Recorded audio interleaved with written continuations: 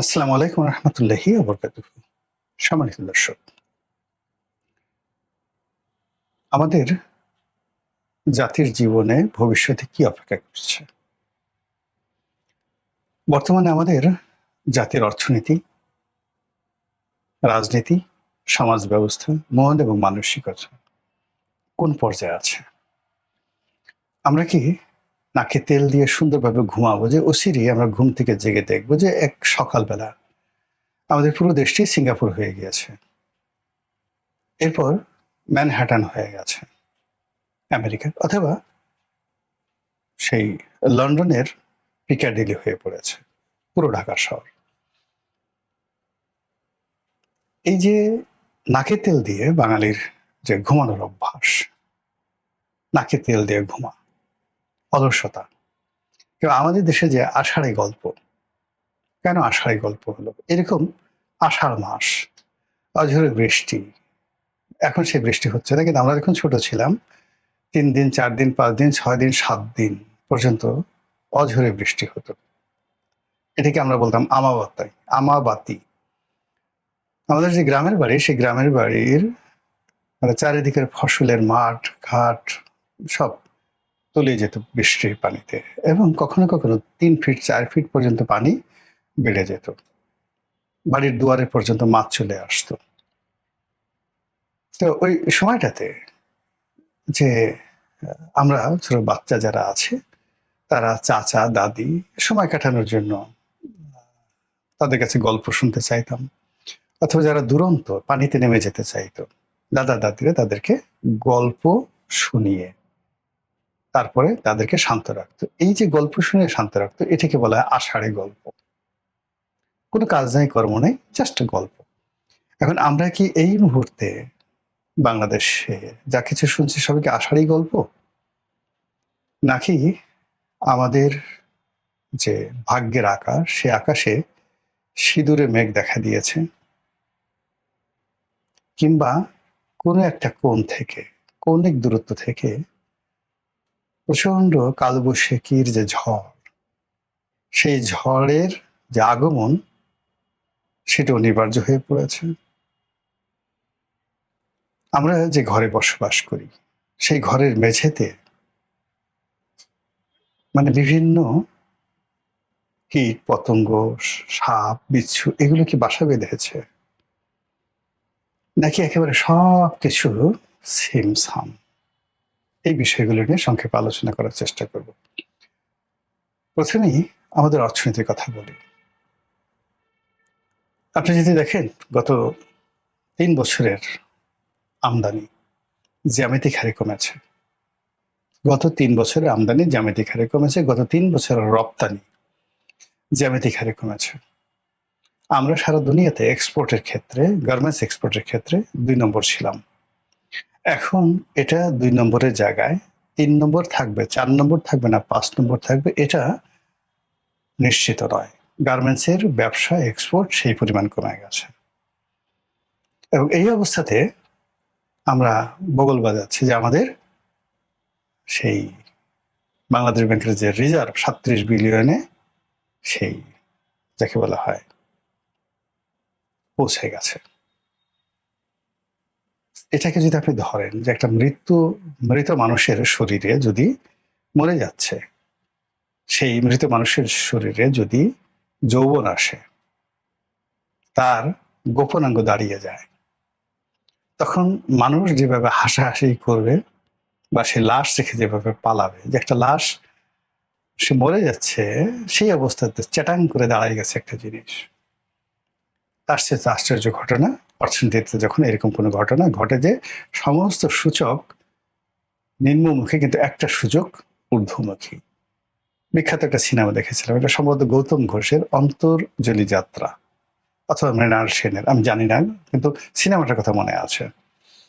তো সেখানে এক বৃদ্ধ, সে মরে যাবে, মরে যাওয়ার আগে তাকে নদীর তীরে নিয়ে যাওয়া হলো হিন্দু রীতি অনুযায়ী। সেখানে তাকে কীর্তন যাকে বলে শোনানো হবে, এবং কীর্তন শুনতে শুনতে সে মরে যাবে।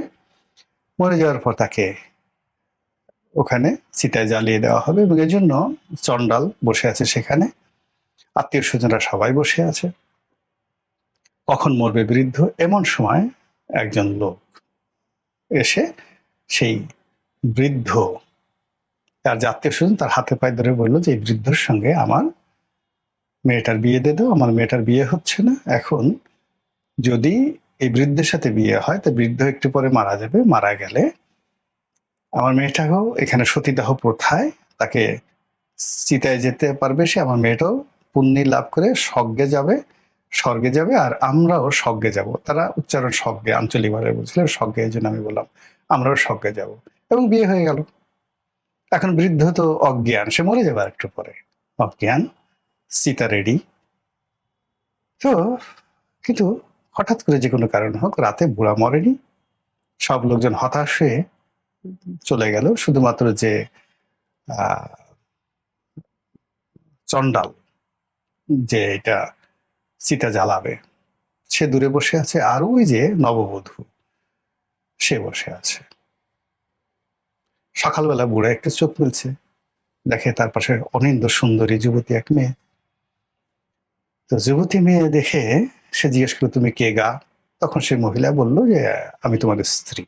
বলো, বলো কি, কিভাবে হলো? বলো যে এই কারণে হলো, আমাকে তোমার সাথে স্বর্গে পাঠানোর জন্য বিয়ে দেওয়া হয়েছে। তো বুড়া খুব অবাক হয়ে গেল এবং তার ভেতরে লোভ আসলো। সে এক ফাঁকে, কোন ফাঁকে, সেই তরুণীর হাতটা কোনো মতে উঁচু করে তরুণীর স্তন্যে একটা চাপ দিল। এবং ওই পুরো হল ভর্তি যারাই সিনেমাতে হাসতে হাসতে মরে যায় এই দৃশ্য দেখে। তো এই যে দেখেন সিনেমাটিক যে ঘটনা, যা কিছু বলছি, এরকম আমাদের অর্থনীতিতে অদ্ভুত অদ্ভুত সব ঘটনা ঘটছে। অর্থনীতি যখন চরমে তখন রিজার্ভ বাড়ছে, অর্থনীতি যখন খুব খারাপ তখন ঘুষ বাড়ছে, অর্থনীতি যখন খুব খারাপ দুর্নীতি বাড়ছে, অর্থনীতিতে কোনো আয়নায় রোজগার নাই, বাজেট বাড়ছে, ট্যাক্স বাড়ছে। এবং আমাদের এই সমাজে দরিদ্র যারা আছে তারা তো শেষ, যারা ধনী আছে তাদেরকেও শেষ করে দেওয়ার জন্য, যাকে বলা হয় সরকার খলক নামে আছে। একজন দেশের প্রবীণ রাজনীতিবিদ কর্নেল অলি আহমেদ, তিনি তার দুঃখের একটা কথা বলছিলেন যে তার কাছে একটা অনেক পুরনো একটা গাড়ি আছে, এখন সেটা সে বিক্রিও করতে পারছে না, ব্যবহারও করতে পারছেন না। যখন সে এমপি ছিল সেই আমলে তার সেই গাড়ির ট্যাক্স এসে যায়, অর্থাৎ সে ব্যবহার করে না, বিক্রিও করতে পারে না, ডিমোরালাইজ করতে পারে না, কিন্তু ওই নম্বরটা তার কাছে আছে, এই জন্য তাকে প্রতি বছর 2 লাখ টাকা করে সেটাকে ট্যাক্স দিতে হয়। তো এই বছর সেই যে গাড়ির যে সিসি, সেই গাড়ির সিসি অনুযায়ী এই বছর সে তার ভদ্রলোকের ট্যাক্স আসছে 5 লাখ টাকা। তো উনি যে বক্তব্য দিচ্ছেন 2 লাখ সময় উনি বক্তব্য দিচ্ছেন, আর 5 লাখের সময়টাতে তার বক্তব্য মানে তার ঘুম হারাম হয়ে গেছে। এই ভদ্রলোকের কোনো আয় নাই, রোজগার নাই, তার একটা ছেলে, সে চাকরি করে, সে একটা বাড়ি সরকার থেকে সে একটা জায়গা পেয়েছিল, সেখানে কোনো মতে একটা 4তলা বাড়ি করেছে, লিফটও নাই, 4তলা বাড়ি করেছে, 2টা তালাতে সে থাকে, 2টো তালা ভাড়া দিয়ে থাকে।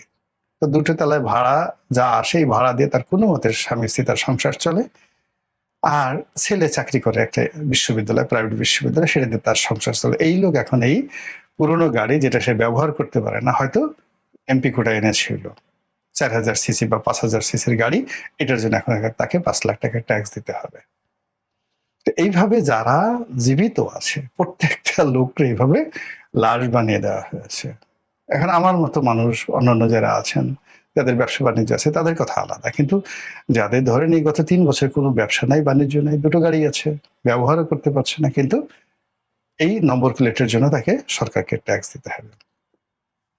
এইভাবে সবকিছু। আবার দেখলাম যে কালকে একজন লোক বললো যে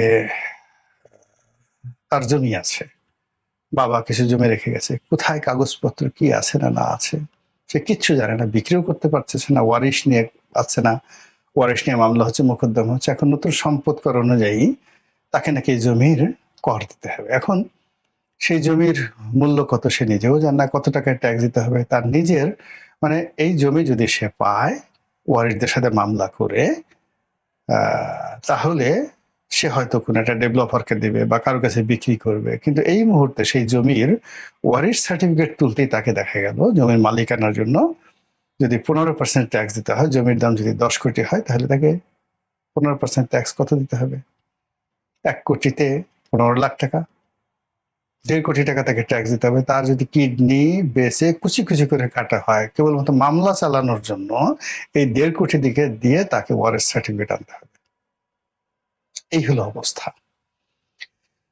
এই যে একটা ভীতিকর অবস্থা চলছে দেশের মধ্যে, প্রত্যেকটা মানুষ অবদমিত হয়ে গেছে। এর ফলে কি হলো, আমাদের আয় রোজগার সবকিছু নেতিবাচকে চলে গেছে। ব্যক্তি পর্যায়ে, কর্পোরেট পর্যায়ে, রাষ্ট্রীয় পর্যায়ে, সরকারি পর্যায়ে কোনো জায়গাতে কোনো আয় নেই। বিদেশিরা রেমিটেন্স পাঠাচ্ছে, সেই রেমিটেন্স গুলো সরাসরি গিয়ে কেন্দ্রীয় ব্যাংকে জমা হচ্ছে। কেন্দ্রীয় ব্যাংক ওইটার এগেনস্টে বাংলা টাকা ছাপিয়ে ওই বিদেশি যারা লোকজন আছে তাদেরকে সে টাকা দিয়ে দিচ্ছে। আর ওই টাকাটা এনে যে সে যে টাকা ছাপালো, সেই টাকা ছাপানোর এগেনস্টে ডলারটাকে নিয়ে সে যে ব্যবসা করবে, সেই ব্যবসা করার মতো কোনো সুযোগ তার নাই। ব্যাংকগুলো ডলার দিচ্ছে না, এলসি হচ্ছে না, ব্যবসা বাণিজ্য হচ্ছে না, আমদানি হচ্ছে না, রপ্তানি হচ্ছে না, ফলে ইটস এ লায়াবিলিটিস। এবং এটা যদি এখন $50 বিলিয়ন চলে যায়, $100 বিলিয়ন যায়, এগুলো দিয়ে শুধু লোন পরিশোধ করা যাবে। কিন্তু এগুলো যদি আমদানিতে ব্যবহৃত না হয়, এগুলো যদি প্রজেক্টে ব্যবহৃত না হয়, এগুলো যদি নতুন শিল্প প্রতিষ্ঠানে ব্যবহৃত না হয়, তাহলে এই ডলারগুলো আমাদের ইনফ্লেশন বাড়াবে, ডলারের মূল্য কমিয়ে দেবে। আর ডলারের মূল্য কমিয়ে দিলে চোরাচালানি বাড়বে, হুন্ডিতে টাকা বাড়বে, আশা বাড়বে, এবং ব্যবসা বাণিজ্য বন্ধ হয়ে যাবে। আর এটা নিয়ে আমরা খুব লাভ হচ্ছি যে আমাদের রেমিটেন্স বেড়ে গেছে। এবং শেখ হাসিনার জামানাতে ঠিক সেম ঘটনাটা ঘটেছিল, $50 বিলিয়ন হয়ে গেছে, কিন্তু তখন কিন্তু 12টা বেজে গেছে শেখ হাসিনার। এর মধ্যে আমাদের দেনা, বিদেশি দেনা, ইউনূস জামানাতেই $20 বিলিয়ন মতো সে ঋণ করেছিল। এবং লোকাল মার্কেট থেকে 2 কোটি টাকা, মাত্র 1.5 মাসে 2 কোটি টাকা লোকাল মার্কেট থেকে নিয়েছে। আর আন্তর্জাতিক বাজার থেকে 20 বিলিয়ন, $1 বিলিয়ন মানে 12,000 কোটি টাকা। $20 বিলিয়ন মানে 1,20,000, 2,40,000 কোটি টাকা বিদেশ থেকে ডলারে ঋণ করেছেন ইউনূস সরকার। আর দেশের ব্যাংক বিমা থেকে তারা নিয়েছে আরো প্রায় 2 লক্ষ কোটি টাকা। এই সরকার 4 মাসে প্রায় 70,000 কোটি টাকা নিয়েছে ব্যাংক থেকে 4 মাসে। তারপর বিদেশ থেকে কত নিয়েছে এখন পর্যন্ত আমরা জানতে পারি না। তো বুঝেন ব্যাপারটা যে কিভাবে কি হচ্ছে। এই গেল অর্থনীতি, এবং এই অর্থনীতি কিন্তু এই সরকারের 12টা বাজাবে, আর কিছু করা লাগবে না।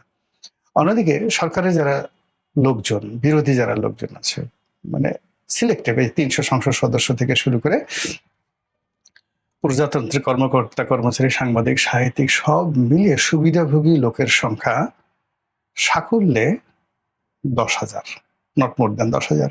আওয়ামী লীগের এই 10,000 লোকই ছিল সুবিধাভোগী। এই 10,000 লোক লুটে পুটে সারা বাংলাদেশ অতীতে খেয়েছে, এখনো খাচ্ছে, এবং অতীতের চাইতে এখন বেশি করে খাচ্ছে।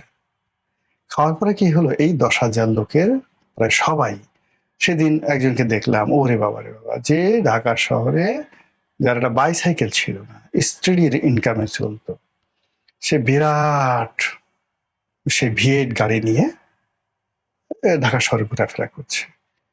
মানে আমি একটা টেলিভিশনের গাড়িতে যাচ্ছি, সে আমার দিকে তাকালো, আর নিজের V8 গাড়িটার দিকে আমি যেন তাকাই, এইভাবে সে মানে একটা দেখে বলে আমার দৃষ্টি আকর্ষণ করলো। আমি খুব অবাক হয়ে ভাবলাম, হাউ ইট ইজ পসিবল।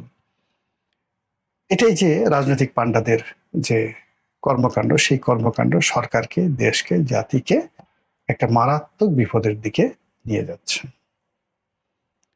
এর বাইরে বাংলাদেশের জন্য পাকিস্তান সরকার যে ফাঁদ পেতেছে, ISI যে ফাঁদ পেতেছে, চীন এই মুহূর্তে বাংলাদেশের জন্য যে ফাঁদ পেতেছে, তারপর ভারত যে ফাঁদ পেতেছে, আমেরিকা ফাঁদ পেতেছে, রাশিয়া ফাঁদ পেতেছে, এবং প্রতিটি ফাঁদ আমাদেরকে পরাধীনতার শৃঙ্খলে আবদ্ধ করার জন্য যথেষ্ট। প্রতিটি ফাঁদ আমাদের এই দেশটিকে যুদ্ধে জড়িয়ে দেওয়ার জন্য যথেষ্ট। প্রতিটি ফাঁদ আমাদের দেশের মধ্যে ধর্মীয় উগ্রবাদ, সাম্প্রদায়িক দাঙ্গা, এলাকা ভিত্তিক দাঙ্গা, রাজনৈতিক বিরোধ, মারামারি, হানাহানি, কাটাকাটি, এমনকি গৃহযুদ্ধ অনিবার্য করে তুলতে পারে প্রতিটি বিরোধ। ভারত এই যে আওয়ামী লীগকে ক্যাপচার্ড করে পুরো আওয়ামী লীগ শক্তিটিকে যেভাবে তারা নিজেরা নিয়ে নিয়েছে তাদের কবজাতে, দেশের ভিতরে এবং বাইরে, আপনারা যতই ভারতকে গালাগালি করেন, আওয়ামী লীগের কোনো লোক এখন ভারতকে গালাগালি করছে না। তারা মনে করছে যে ভারত তাদের ত্রাণকর্তা। ৭১ সালে ভারত যেভাবে তাদেরকে রক্ষা করেছে, দেশকে রক্ষা করেছে, এখন এরা বলার চেষ্টা করছে যে ভারত বাংলাদেশে ইন্টারভেন করুক, তাদের ক্ষমতা ফিরিয়ে দেখ, এবং এদের সংখ্যা ৬ কোটি। জামাত মনে করছে যে পাকিস্তান বাংলাদেশ ইন্টারভেন করুক, আবার এটা আলাদা একটা স্বতন্ত্র রাষ্ট্র হয়ে যাক। ইসলামপন্থীরা মনে করছে যে এটা একটা আফগানিস্তানের তালিবান রাষ্ট্র হয়ে যাক। আর এক গ্রুপ মনে করছে এটা একে পার্টির আদলে তুরস্কের মতো একটি আধুনিক রাষ্ট্র এটা হয়ে যাক, বাংলাদেশে একজন এরদোয়ান পয়দা হয়ে যাক। এই সব মিলিয়ে আপনি কি আন্দাজ করতে পারছেন যে আমরা কোথায় যাচ্ছি, আমাদের দেশে কি হচ্ছে, আমাদের দেশের রাজনীতির আকাশে কি পরিমাণ সিঁদুর মেঘ জন্ম নিয়েছে? আপনারা কি বুঝতে পারছেন যে আমাদের প্রতিটি যে কৌণিক দূরত্ব রয়েছে, রাজনীতির যে কোণগুলো রয়েছে, সেই কোণে কি পরিমাণ গ্লানি, ক্লেদ, ক্ষোভ, ক্রোধ, রাগ, হিংসা, দেশ, এগুলো কিভাবে জমা হয়েছে? আমাদের এই যে অতি ভালো ভালো নাই, যে এখন পার্লামেন্টে সরকারি দল এবং বিরোধী দলের মধ্যে যে অভিনয় চলছে, কিংবা যে খিস্তি খেউড় চলছে, কিংবা যে রাজনৈতিক মহড়া চলছে, আবার রাজপথে যা কিছু হচ্ছে দিনের আলোতে এবং রাতের আধারে, অফিস পল্লীতে যা কিছু হচ্ছে, সচিবালয়ে যা কিছু হচ্ছে, শেয়ার মার্কেটে যা কিছু হচ্ছে, শিল্পাঞ্চলগুলোতে যা কিছু হচ্ছে, একটা সূচকে কি আপনি দেখাতে পারবেন যেটার উপর নির্ভর করে আপনি চোখ বুঝে সময় কাটাতে পারেন? আমি তো পারছি না। মহান আল্লাহ জানেন আমাদের তকদিরে কি আছে। আল্লাহ আমাদের সবাইকে হেদায়েত দান করুন এবং হেফাজত করুন। আসসালামু আলাইকুম ওয়া রাহমাতুল্লাহি ওয়া বারাকাতুহু।